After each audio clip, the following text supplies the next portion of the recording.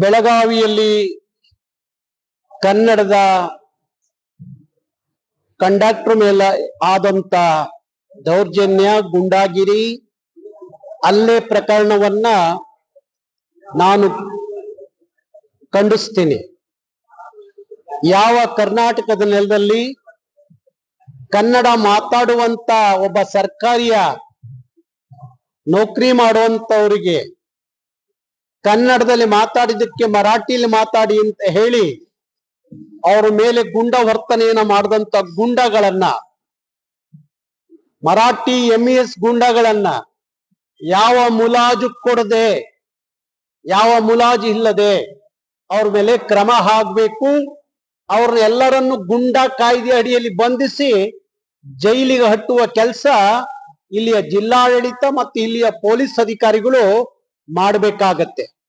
ಯಾಕೆ ಅಂದ್ರೆ ಕರ್ನಾಟಕ ಅನ್ನೋದು ಇಲ್ಲಿ ಆಡಳಿತ ಭಾಷೆ, ಇಲ್ಲಿಯ ಜನರ ಭಾಷೆ, ಇಲ್ಲಿಯ ಬದುಕಿನ ಭಾಷೆ ಕನ್ನಡ. ಭಾಷೆಯ ಆಧಾರದ ಮೇಲೆ ಕರ್ನಾಟಕ ಆಗಿರೋದು, ಭಾಷೆಯ ಆಧಾರದ ಮೇಲೆ ಮಹಾರಾಷ್ಟ್ರ ಆಗಿರೋದು, ಭಾಷೆಯ ಆಧಾರದ ಮೇಲೆ ಇನ್ನೊಂದು ರಾಜ್ಯ ಆಗಿದೆ. ಅದಕ್ಕಾಗಿ ಭಾಷೆ ರಾಜ್ಯಗಳ ಒಕ್ಕೂಟವೇ ಭಾರತ.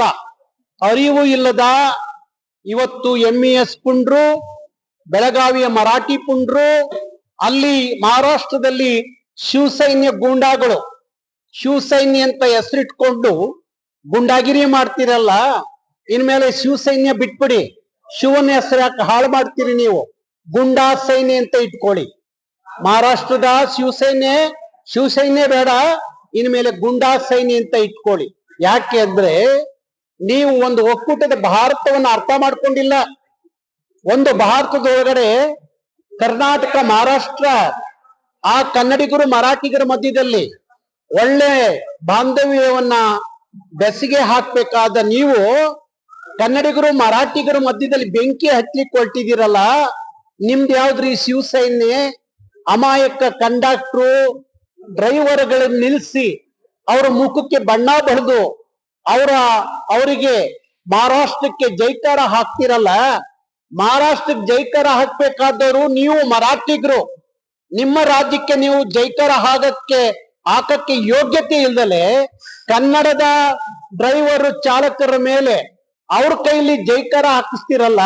ನಿಮಗೆ ಮಾನ ಮರ್ಯಾದೆ ಇದೆಯಾ? ಇರೋದಾದ್ರೆ ಈ ಕೆಲಸ ಬಿಟ್ಬಿಡಿ. ಇವತ್ತು ಬೆಳಗಾವಿಯಲ್ಲಿ ಯಾರೇ ಇರ್ಲಿ, ಅವರು ಯಾವ ಭಾಷಿಕರೇ ಇರ್ಲಿ, ಇಲ್ಲಿಯ ಭಾಷೆ ಕನ್ನಡ, ಇಲ್ಲಿ ಆಡಳಿತ ಭಾಷೆ ಕನ್ನಡ. ನೀವು ಕನ್ನಡಿಗರಾಗಿ ಬದುಕಬೇಕು, ಕನ್ನಡ ಕಲಿತೇ ಬದುಕಬೇಕು.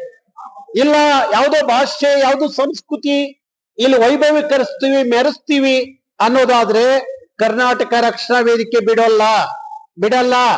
ಈ ಗುಂಡಾಗಿರಿ, ಈ ಪುಂಡಾಟಿಕೆ, ಇದಕ್ಕೊಂದು ಅಂತ್ಯ ಕಾಣಿಸುವಂತ ಕೆಲಸವನ್ನ ನಮ್ಮ ಪೊಲೀಸ್ ವ್ಯವಸ್ಥೆ ಮಾಡಬೇಕಾಗಿದೆ. ನಾನು ಪೊಲೀಸ್ ಕಮಿಷನರ್ ಅವ್ರಿಗೆ ಮನವರಿಕೆ ಮಾಡ್ಕೊಡ್ತಾ ಇದ್ದೀನಿ. ಯಾರ ಕಂಡಕ್ಟರ್ ಮೇಲೆ ಏನು ಲೈಂಗಿಕ ದೌರ್ಜನ್ಯದ ಕೇಸ್ ಹಾಕಿದಿರಲ್ಲ, ಅದನ್ನು ವಾಪಸ್ ತಗೋಬೇಕು. ಆ CPI ಯಾರು ಆ ಕೇಸ್ ಹಾಕಿರೋ ಅವ್ರನ್ನ ಅಮಾನತ್ನಲ್ಲಿ ಹಿಡ್ಬೇಕು, ಅವರು ಸಸ್ಪೆಂಡ್ ಮಾಡ್ಬೇಕು. ಅದು ಮಾಡದೆ ಹೋದ್ರೆ ನಾವು ಸುಮ್ಮನೆ ಇರೋದಿಲ್ಲ. ಹಾಗೆ ಬೆಳಗಾವಿ ರಾಜಕಾರಣಿಗಳು, ನೀವು MES ಓಲೈಸ್ಬೇಡಿ, ಮರಾಠಿಗರನ್ನ ಓಲೈಸ್ಬೇಡಿ. ನಿಮ್ಮ ವೋಟ್ ಬ್ಯಾಂಕಿನ ರಾಜಕಾರಣಕ್ಕೋಸ್ಕರ ಕನ್ನಡಿಗರನ್ನ ಬಲಿ ಕೊಡಬೇಡಿ. ಕನ್ನಡಿಗರ ವಿಚಾರದಲ್ಲಿ ನೀವು ಮರಾಠಿ ಪ್ರೇಮವನ್ನು ವ್ಯಕ್ತಪಡಿಸಬೇಡಿ. ನೀವು ಹೀಗೆ ಮುಂದುವರೆದ್ರೆ ನಾಳೆ ಬೆಂಗಳೂರಿಗೆ ವಿಧಾನಸೌಧಕ್ಕೆ ಬರಬೇಕು ಅನ್ನೋದಾದ್ರೆ ಬಾರಿ ಕಷ್ಟ ಆಗುತ್ತೆ ಎನ್ನುವ ಎಚ್ಚರಿಕೆಯ ಮಾತನ್ನ ನಿಮಗೆ ಹೇಳಲಿಕ್ಕೆ ನಾನು ಇಷ್ಟಪಡ್ತೀನಿ. ಹಾಗಾಗಿ ಜಿಲ್ಲಾಧಿಕಾರಿಗಳು ನೀವು ಕನ್ನಡದಲ್ಲೇ ವ್ಯವಹಾರ ಮಾಡ್ಬೇಕು ಜಿಲ್ಲಾಧಿಕಾರಿಗಳು. ಅದು ಬಿಟ್ಟು ನಾನು ಮರಾಠಿಲಿ ಪೇಪರ್ಗಳು, ಕಾಗದ ಪತ್ರಗಳು ಕೊಡ್ತೀನಿ, ಅವ್ರನ್ನ ಮರಾಠಿಯಲ್ಲೇ ವ್ಯವಹಾರ ಮಾಡ್ತೀನಿ ಅಂದ್ರೆ ಜಿಲ್ಲಾಧಿಕಾರಿಗಳು ಒಂದು ನಿಮಿಷ ಬೆಳಗಾವಿಯಲ್ಲಿ ಕೆಲಸ ಮಾಡೋಂಗಿಲ್ಲ. ವಾಪಸ್ ನಿಮ್ ಸ್ಟೇಟ್ ಯಾವುದು ಹೋಗ್ಬಿಡಿ. ಕರ್ನಾಟಕದ ರಾಜ್ಯದಲ್ಲಿ ಕನ್ನಡ ಭಾಷೆಯಲ್ಲೇ ಆಡಳಿತ ನಡಿಬೇಕು, ಕನ್ನಡದಲ್ಲೇ ಲೆಕ್ಕಪತ್ರ ಏನೇ ವ್ಯವಹಾರಗಳಿದ್ರು ಆಗ್ಬೇಕು ಹೊರತು ಇಲ್ಲಿ ಮರಾಠಿ ಇನ್ನೊಂದು ಭಾಷೆ, ಅದು ಆಡಳಿತ ಭಾಷೆ ಮಾಡಬಾರ್ದು ಅನ್ನುವ ಎಚ್ಚರಿಕೆಯನ್ನ ಜಿಲ್ಲಾಧಿಕಾರಿಗಳಿಗೂ ಹೇಳ್ತಾ, ಕರ್ನಾಟಕದಲ್ಲಿ ಕನ್ನಡವೇ ಸಾರ್ವಭೌಮ ಭಾಷೆ, ಕನ್ನಡಿಗರೇ ಸಾರ್ವಭೌಮರು. ಯಾರಾದ್ರೂ ಇಲ್ಲಿ ಮರಾಠಿಗರು ಬಂದಿದ್ದೀರಿ ಅಂದ್ರೆ ನೀವು ಕರ್ನಾಟಕಕ್ಕೂ ಮಾಲೀಕರಲ್ಲ, ನೀವು ನಮ್ಮ ಅತಿಥಿಗಳು ಅಷ್ಟೇ. ಅದು ಬಿಟ್ಟು ಮಾಲೀಕರು ಅಂತ ಅನ್ಕೋಬೇಡಿ. ಇವತ್ತು ಮಹಾರಾಷ್ಟ್ರದಲ್ಲಿ ಕನ್ನಡಿಗರು ಬದುಕ್ತಾ ಇದ್ದಾರೆ, ನಿಮ್ಮಂಗ್ ಪುಂಡಾಟಿಕೆ ಮಾಡ್ತಾರೇನೋ? ಅಲ್ಲಿ ಮುಂಬೈಯಲ್ಲಿ ಕನ್ನಡಿಗರು ಇಲ್ವಾ? ಸೊಲ್ಲಾಪುರದಲ್ಲಿ ಕನ್ನಡಿಗರು ಇಲ್ವಾ? ಜತ್ತಲ್ಲಿ ಕನ್ನಡಿಗರು ಇಲ್ವಾ? ಸಾಂಗ್ಲಿಲಿ ಕನ್ನಡಿಗರು ಇಲ್ವಾ? ಅವರೆಲ್ಲ ಮಹಾರಾಷ್ಟ್ರ ಭಾಷೆ ಸಂಸ್ಕೃತಿಗೆ ಹೊಂದ್ಕೊಂಡು ಬದುಕುವಾಗ ನಿಮಗೇನ್ ರೋಗ ಬಂದಿದೆ?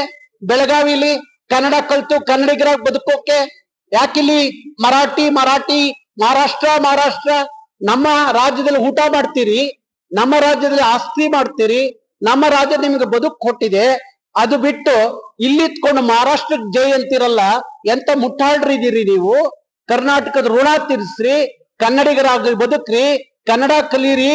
ಬೇಂದ್ರೆ, ದತ್ತಾತ್ರೇಯ ರಾಮಚಂದ್ರ ಬೇಂದ್ರೆ ಕನ್ನಡಕ್ಕೆ ಜ್ಞಾನಪೀಠ ತಂದು ಕೊಟ್ಟವರು. ಅವರ ಮಾತೃಭಾಷೆ ಮರಾಠಿ. ಅವರು ಕನ್ನಡ ಪ್ರೀತಿ ಮಾಡಿದ್ರು, ಕನ್ನಡ ಪೂಜೆ ಮಾಡಿದ್ರು.